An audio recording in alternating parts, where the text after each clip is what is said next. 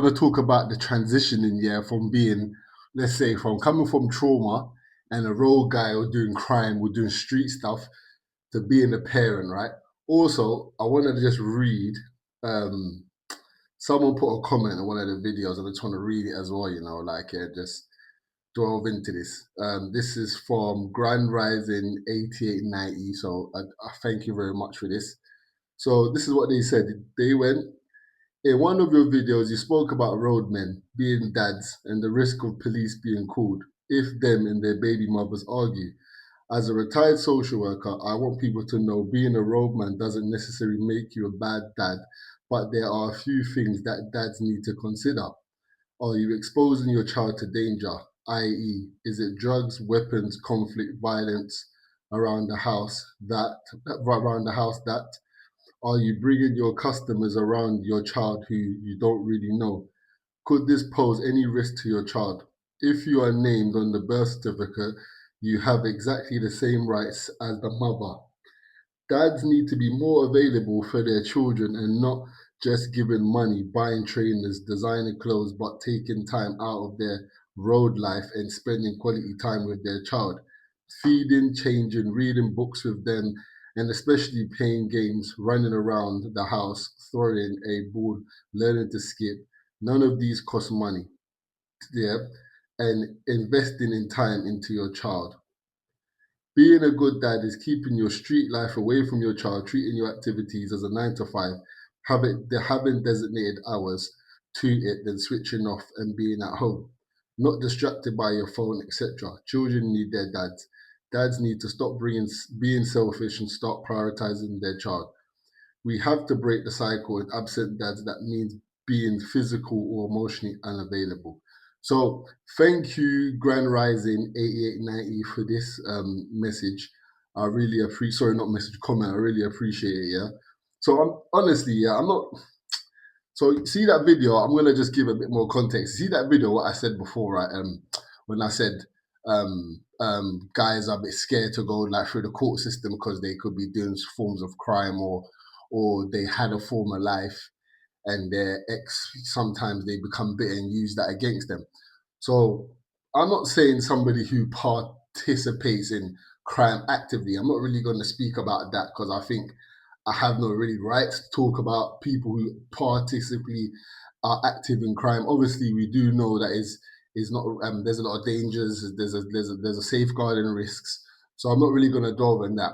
What I was really kind of discussing was being from, let's say, coming from trauma, and that doesn't mean being on the streets or doing criminality. I'm talking about being in an environment you lived in your life, you've seen criminality, you've been involved in criminality, or you've been through like heavy forms of trauma. Trauma's all you've known. You've always been either flight or fright mode, right? Or you freeze. Yeah. Well, anyway, sorry. So basically, what I was saying is just transitioning from that life or the criminal life to being a dad, a parent. Like, how do you like? It's difficult. How do you transition? Because you get. I'm gonna speak for me. I'm not gonna go too deep, but for me it was difficult because when I took on my son full time now, like literally, I became like a full time dad, and I had to switch off. Something like terrible happened to me, especially around the time when my child was just about to be born. Actually, yeah, but I would say something happened to me then. Then my son was about to be born, but just to switch off from all of that to be active is difficult. And going through traumas, for example, like if violence and things that you've seen is all you know, then how do you navigate that? Like I'm going to give you a quick story as well, quickly, yeah, what I like to say. So this story yeah, is basically with me. Now, this is my daughter's mom. So again, me and her, we having issues now, but I give her a lot of respect because there's a lot of things when we was together where she made me see a lot of things because she's not from the inner city like I'm from. So she's cut from a whole different cloth. So her perspective of seeing things is a bit different from kind of my perspective. Vice versa, I'll make her see certain things what she's not used to seeing. But anyway, so I'll never forget this day. Yeah, so a couple of my friends came out of prison, right? And they've been in prison for a long time, and they've come out. So we're all in my house, and then we're all just good to see them. I haven't seen them in years. So obviously we're all talking, having a good like chit chat. and I laugh and whatnot. And they left my house. And then my daughter's mom, my ex, she came to me and then she said, Eugene, I'll never forget this day. She's like, Eugene, please don't get like upset what I'm about to say. And this is what she said. She's like, I think like, I was like, what? What's wrong? She went, I think you and your friends need extensive counseling. So I start, and this is the first time I've actually heard of this, because these are the times when, let's say, mental health. We all know mental health is a bit of a taboo in the black, let's say, the black, Latin, Asian communities back in those days. Now, obviously, it's a bit better now. Everybody's a bit more. There's more self-awareness about mental health and past traumas and generational traumas and stuff like that. But anyway, so when she said this to me, like I remember I laughed because I thought she was joking. Yeah, I thought she was literally joking. So then um, she weren't laughing back. Like she had some like straight face. So I automatically sensed that it wasn't a joke. So I automatically asked her with a serious face, I was like, "What are you talking about? What do you mean? Like we need counselling?" Because in my mind, again, the ignorant mind, um, like counselling, you think it was bad. Like you thought Moseley Hospital and all that stuff, just ignorant. So then she went, so then what do you mean? So I asked her, what do you mean that we need counselling? And then this is what she said. She went, Eugene, do you think what you and your friends were talking about was normal? That's what she said to me, right? So I got automatically offended now. So I'm like already my back's against the wall, got my security wall up. I'm like, what do you mean? Like I was like, what are you talking about? Like I don't live that life, or I'm not in that lifestyle. That was all our part. That was my friend's past. Like, what are you talking about? Like, so I was confused by that statement. And then this is what she said. She went, "Okay, cool, no, don't worry." She went, "Imagine your son talking like that," and then she walked off. And that hit me, yeah, as that really hit me when she said that, because that this is the first time I'll never forget this day. I went in the room. I went in my room. I think I locked myself away in the room for about 2 hours by myself. Like I was silent in the room, and for the first time of my life. And people who's watching this, yeah, I think you lot all need to do this as well. Like yeah, because people don't even realize this, yeah, amongst peers and family, whoever. But anyway, so I went in the room, and for the first time in my life, I thought, bruh, what do me and the man them talk about? Like, what does me and the man them with my friends, what do we actually talk about? Like, what do we talk about? So this is the first time I learned something. I learned about reflection. I've never reflected. Sometimes people go back in the past and think that's it, and you have a thought and they move on. This was when I reflected. So I sat down for about 2 hours in my room alone. Just it's like when you're rewinding back a movie, just rewinding back from to the start, from when my friends walked in the door, from when we sat down, our engagement, our interaction, like everything. That's the first time I've done that. And it blew my mind away. I'm not gonna lie, it blew my mind away, yeah. And when I mean it blew my mind away is like the things we was discussing and things, yeah. I'm not gonna like talk about it, obviously, but the things we were discussing was like, to a normal person, I can understand why she she came to me and went, "Do you think what we was just discussing was normal?" And then obviously I got offended because from that, on reflection, made me realize, because of where I come from and what I've seen, that is normal to me. Like that is my normality. And to someone who doesn't live in the city or in that lifestyle scene, in the city lifestyle, um, won't understand that at all, right? To them, that's just, it's not normal, right? So but anyway, me reflecting, it hit me. Yeah, I was like, wow, the things I'm saying ain't normal. Like, it wasn't normal, the things we were saying, right? And also, what hit me as well is when she said, "Imagine my son talking like that." Now, subconsciously, so it's crazy about your subconscious. Subconsciously, I knew this, but I didn't know this in my logic, I would say. Because why? No disrespect to some of my friends, yeah, but the man them, yeah. No disrespect to the man them. there's certain kid that I knew subconsciously in my heart, yeah, because there's certain people who I know who, let's say, live in a certain demographic. Let's live in a certain demographic, or they live around in the ends. I would say in certain demographics, or they're around certain stuff. Yeah, I don't really want my son to see. So, no disrespect, man, but I never really made my kid hang around with the man them's kids. And the reason why I did this because subconsciously I just like it's like I knew, you know what I'm trying to say? I'm trying to protect my child. But then realistically I'm a hypocrite because I'm there sitting down, but it's like let's say being a hypocrite and subconsciously not realizing being a hypocrite because I'm sitting down speaking about all these trauma things with the man there, my friends, and not realizing that I won't even let my son be around any of that stuff or speak or even hear things like this or even be in that form of environment and don't even make him hang around or be in forms of environment where criminality is not he don't see none of that stuff or any form of trauma or violence. So that's what hit me. And from then again for me it's been a journey. And for my journey, what I realized and I've seen obviously in a lot of guys, a lot of men who I've spoken to come from, let's say, my walks of life, right? It is difficult. Like it is difficult to switch off in terms of if you've done a lot of stuff or you've been through so much things, like you've been through so much pain, and being a parent is the most happiest thing because now you're a parent. But then sometimes what ends up happening, and it's just you have kids sometimes with the wrong woman who's from your certain environment, and both of you is like trauma and trauma having kids, and it's chaos. Do you know what I'm trying to say?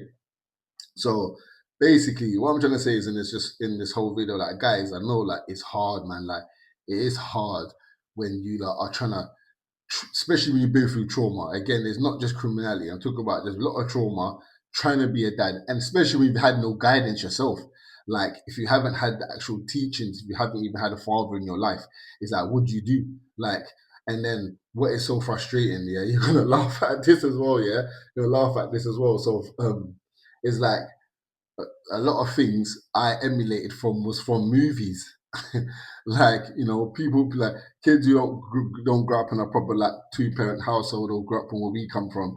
A lot of our representation is like from films and sitcoms and stuff like that. So you watch all these stuff and you think that's what being a parent is, but realistically, you've never really been nurtured to even understand that life or how to even navigate it. So it is tough. Like it is really, really tough. And like I said, coming from me, it is tough. Like it is tough because it's the switch off, guys. I know how it is, especially the man them. I know it's not easy. Like, and like as especially like your. There's a lot of guys you have like for guys who I know personally have a lot of trigger. They get triggered very easily, yeah, because and or they can switch off very easily in terms of they get triggered, they'll just switch off and just lock things off and bottle things up deep down inside and then act like everything's normal. But man, we're suffering, man. I know we're suffering inside, like deep. We're suffering inside deep. Um, and guys, I'm trying to say, anyone who's been, let's say, through trauma or come from that sort of lifestyle, and you're trying to transition into being a parent, it is hard. It is really hard. But I do get what that person's saying in a comment. Like, is again, I'm not going to speak about guys who are actively doing criminality and how to be a parent in that act. Guys who's left the life or come out of trauma, trying to be a parent. Not only being a parent, is trying to be in a partner as well. Like that's also difficult, especially if you haven't been taught healthy relationships or haven't seen healthy relationships. Like you don't even know how to navigate it or even know how to even express your feelings or even how to to um to just even communicate, like just communicate. Like even me, what my problem is, and what I did for years is because I'm somebody who just battles on with life. I just do stuff, and there's a lot of things that go on, and I can be at my lowest points. And if you ask me, am I alright? Like, yeah, I'm alright, and just hold everything inside and do everything inside. I don't know. Maybe that's just because of being a man. I don't really know, but yeah. Only if I can say, man, guys, man, it's just like, yeah, just try. try seek therapy. You know, if therapy helps for you or training, like for me again, I say what helped was just the journey. Like I'm so grateful of being a dad, like especially a single dad, like having my son full time because it forced me to really look at things. And it didn't allow me to have any free time, I would say, to not be always focusing on myself, my mental health, looking at how ways to rebuild and grow. Like I'm not perfect, I'm not perfect. And sometimes people say, "Son, my son will know my love. I love my son, man. See, son, like all the traumas I've been through as well. Yeah, it made me a strict dad. You don't realize this as a parent sometimes when you've been through a lot of trauma and a lot of pain in your life. That traumatizes you where you actually put them traumas on your children without even realizing. And with me, I can say is with me, I was so scared, right, and frightened of where my son can be or what can happen, where he can go, what can happen to him. And because what I've been through, it made me be very hard on him, to be honest with you. Like I was very hard on him in terms of routine, structure. I didn't allow certain things to happen. And in a way, it kind of mashed up. I would say it did mess up me and his relationship in a way because I was just on him too much, trying to like safeguard. I always thought of safeguarding, and not just letting him be a child, and just letting the today's society and system just frighten me. And yeah, so people don't realize this as well, like people put their traumas on them, regardless what your child was like. You know what I'm trying to say? For example, if you're someone who had nothing ever from a child and you're somebody who suffered that trauma of being poor, now you just give your kids everything. Do you know what I'm trying to say? Now your kids are real, you work your ass off to give your kids everything, which you should do because it's not a crime as well. Because me personally, yeah, I kind of feel sorry for people who get cussed or who get like, let's say, ridiculed for being a parent and doing their job and providing their child with a nice life. That that's your job. You know what I'm trying to say? That's what you're supposed to do, right? So you can't. It's like it's 50-50 when I would say it. It's 50-50 because the traumas you've been through and what you face, you're so scared. So you try to like emulate a different lifestyle for your child. But then sometimes you try to impose a whole different life without even what's the word? Without even realizing you've gone through traumas yourself. Like you don't even realize it yourself. You're just focusing on giving your kids a better life without realizing what you've been through, and you're also suffering. And this is what us men do. Sometimes it's not good. We like look all that off and just pretend to be the family man all the time. But there's so much inside of us that we haven't dealt with. And then on top of that, again, someone like myself being too overprotected over my son, just being like too much of a strict dad, but not too strict. It's a relationship where me and him can talk and whatnot, but yeah. So I do give advice for people, especially guys. Like, I just it is hard transitioning from whatever traumas you've been from. Like I said, it could be crime, it could be family traumas, it could be violence, it could be living in a poor environment, it could be physical, anything, right? And like I said, being a young parent as well, being a young dad, like I understand, are some of our parents who was young parents, us being young parents, um, and trying to not be nurtured correctly and then but again, as I was saying, guys, just, yeah, talk. Um, everyone's been through it. Like friends dying and seeing people getting stabbed and shot, or people going in prison, or let's say people going in and out of care, or people being physically abused, sexually abused. Like, people go through it and then having to be a parent without dealing with all of that. I commend all of you. Everyone who's been through stuff like that, I commend you all. I've been through a lot of stuff and I commend us because it's a hard battle and sometimes our kids don't understand. So I think I spoke to my son about 2 weeks ago, 3 weeks ago. Yeah, and this is the first, like, I'll say, heart to heart conversation I've actually had with him.